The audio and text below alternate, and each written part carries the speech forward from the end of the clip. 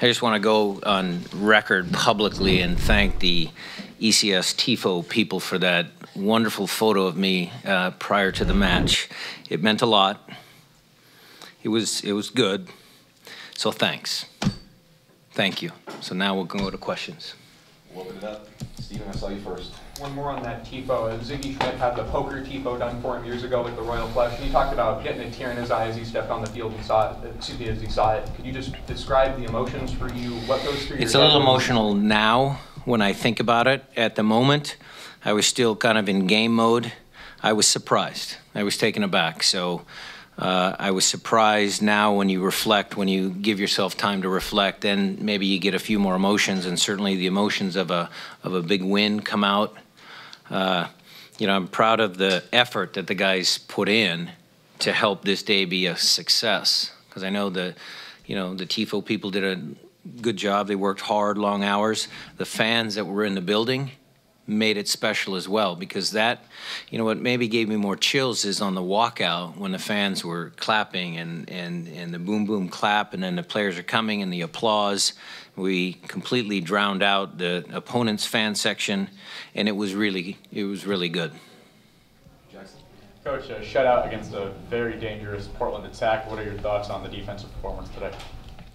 Well, I had said before the game a couple of things. That it was going to require a team effort, and I think what you saw out there was a team effort.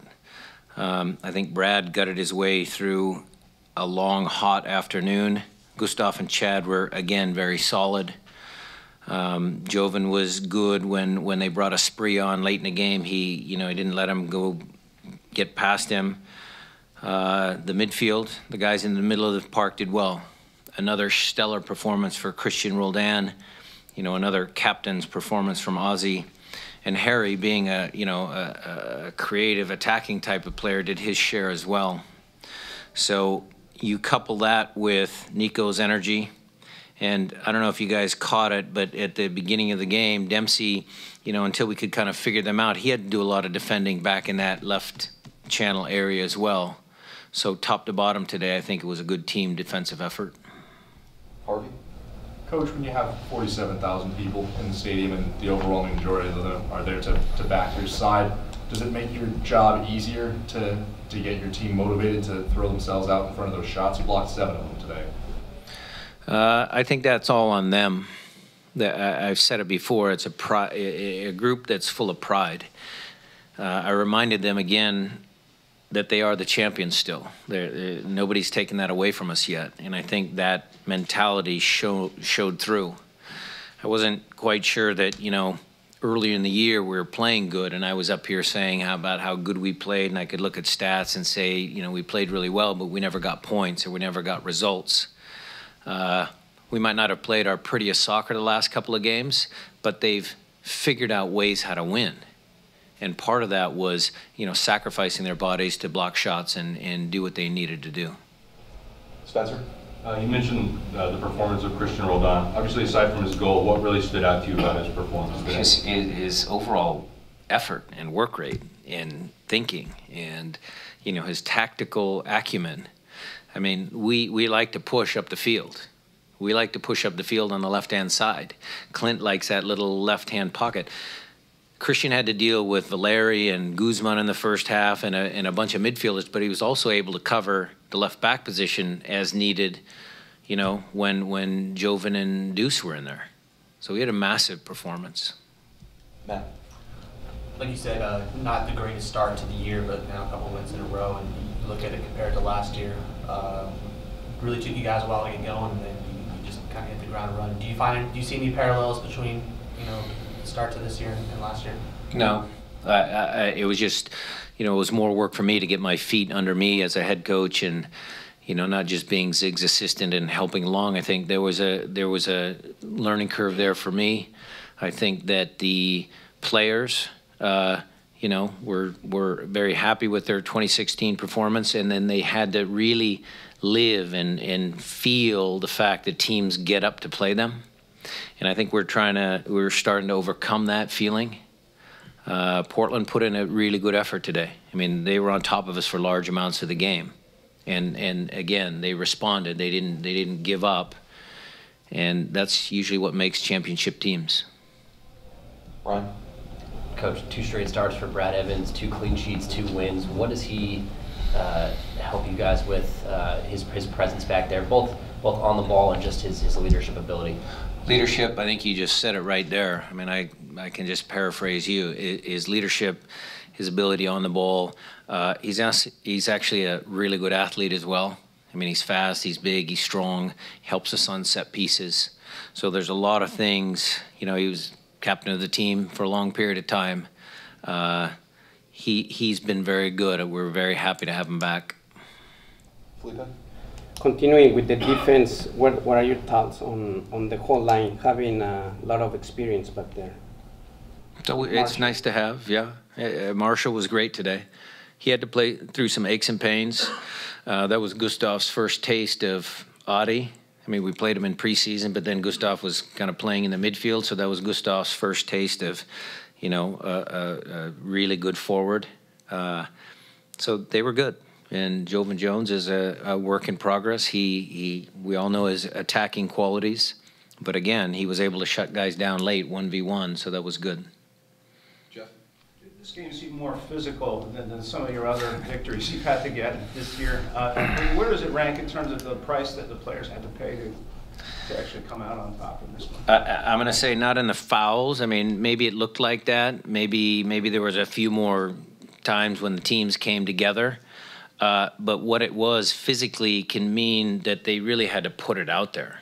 I think they really had to put the effort in to persevere. It wasn't the fact that it was a physical game because there was 28 fouls or, you know, whatever the foul count is, but 26. But, you know, it was a physical game in the sense that there's 2 teams that in years past there has been some bad blood. I think everybody on the field today did keep their composure.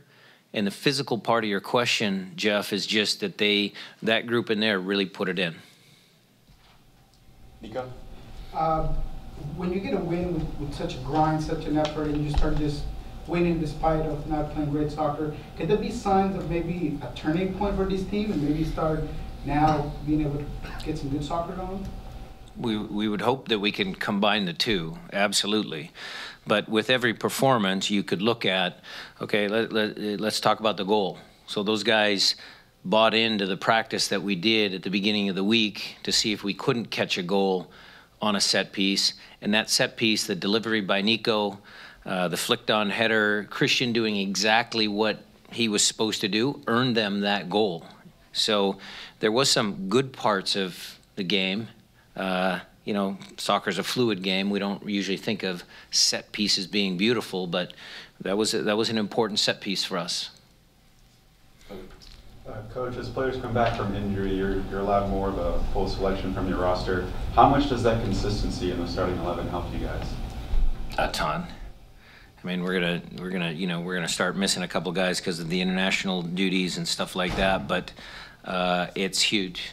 It's huge. I think that was one of the things that propelled us to the championship last year. Is we had a pretty set group, and there was a kind of rotation, as you know, the subbing patterns and all that. So it's a massive help. Tim?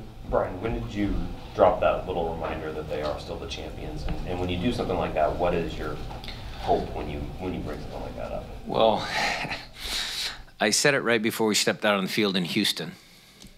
It didn't work. I said it, you know, once or twice as well, but today what I wanted to remind them of was not just those particular words, but it was just the fact that they have been able to figure out ways how to win games. And I think that's the broader message. That's the message I want to get to them, that, you know, sometimes this is going to happen. It was hot, the turf was sticky, maybe the soccer wasn't going to be great, but they played like champs. A few follow-ups to see around the room, Matt. Hey, Coach, you grinded out the win. I'm sure you guys are hot about that, but I'm curious where you think you guys are offensively right now. Are you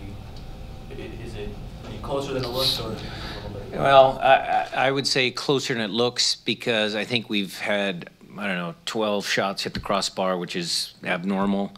I think our shot creation has been very good. Our chance creation has been very good. So I would think that or I would hope, I'll answer it this way. I would hope, because Jimmy Gabriel once told me, and I respect everything that came out of Jimmy's mouth, was that over the course of the season, things usually even out. You know, you might have a little bit of misfortune at the beginning of the year, and it always usually kind of evens out. So I'm hoping that's going to happen. Harvey, I think I saw you earlier. Yeah. Okay. Yeah. Coach, off the field, you're always quick to talk about what a nice guy Christian is. But especially these past two games, I'm thinking of the incident where he kind of muscled Savarino and then was giving a bit of welcome down a lesson today, kind of mixed it up with Blanco a little bit. Do you feel that's been a kind of development of his game? Maybe ferocity would be the wrong word, but do you think that's something that's kind of developed in him over the last couple of years? I think it's probably been hidden because nobody's talked about it, because I've always said he's a nice kid. But he's playing next to one of the greatest defensive holding midfielders in our league history. So I'm sure he's taken a few cues with Ozzy over the years, and as Christian develops, that's just another part of his learning curve. He's always searching to find different ways how to impact the game. And, you know, sometimes sending messages isn't the worst thing in the world, because he knows he's going to have to play against him here, coming up here fairly soon. Jackson? Coach, how important has the acquisition of Gustav Svensson been to kind of be the Swiss Army knife who can just play wherever he's needed, you know, in terms of injuries to other guys? You know, over the course of time, Brad Evans was, you know, considered a good utility guy and a good player, and played many positions for us. And we love Brad, and we've kept him around for a long time. I think Gustav, I'd love to have him around for a long time as well, because he's proven his worth very well so far this year. Steven? You, Valeri, and Nagby are all guys the club has seen a lot of times, but Blanco's new. What did he add today for the Timbers attack? He's a good player. He's a very good player, smart, technical, good, works, gets up and down the field. That front group for Portland, that's a good team. I think with their couple of absences, I mean, Guzman had to be subbed out, and Chara, I mean, that's a formidable front six, if you want to call it that. Then you get a couple outside backs, Vitas, and, you know, they didn't play Powell today, but it's a good team. It's a very good team.